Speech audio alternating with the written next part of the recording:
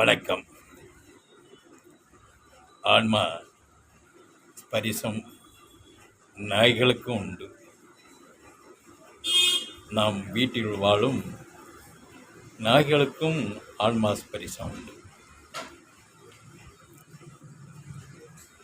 நாம் கவலையாக இருக்கும்போது நாய் நம் குடும்பத்தில் ஏதாச்சும் ஒரு நிகழ்வுகளை கவலையாக இருக்கும்போது நாய்களும் கவலையாக இருக்கும், முகம் வாடி இருக்கும்.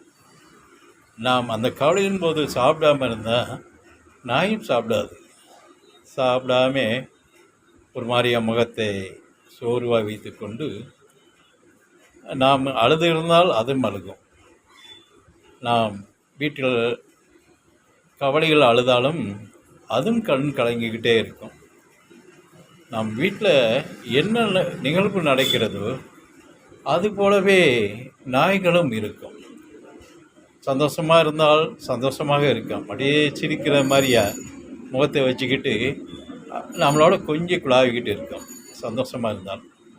கவலையாக இருந்தால் ஏதாச்சும் ஒரு சம்பவம் நடந்து கவலையாக இருந்தால் அதுவும் கவலையாக இருந்து நம்ம கால் பக்கமோ இல்லாட்ட தள்ளியே அப்படியே கவலையை தானாகவே உட்கார்ந்த வாக்கிலே கவலையாக உட்காந்துருக்கேன்.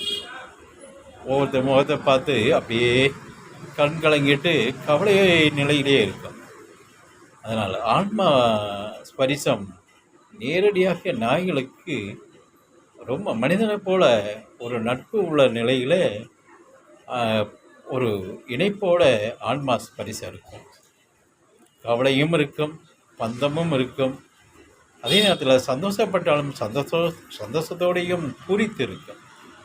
ஆனால் நாய்கள் ஒரு பண்புள்ள பிராணி, நல்ல ஒரு ஒரு நட்புள்ள ஒரு பிராணினால் நாய்கள்.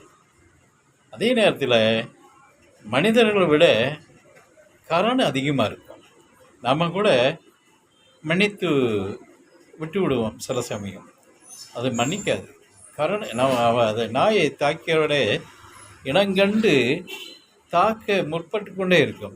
இனங்கண்டு கண்டுபிடித்து விரட்டும், அதுகிட்ட கொஞ்சம் இருக்கும். ஆனால் நாய் நன்றி உள்ளது, ஆன்மா ஸ்பரிசம் உள்ளது. வீட்டில் வளரும் நாய்களுக்கு நம்மளைப் போலவே இன்பத் துன்பங்களை அறிந்து அதனுடைய நிலையாகவே வாழ்ந்து கொண்டு இருக்கும்.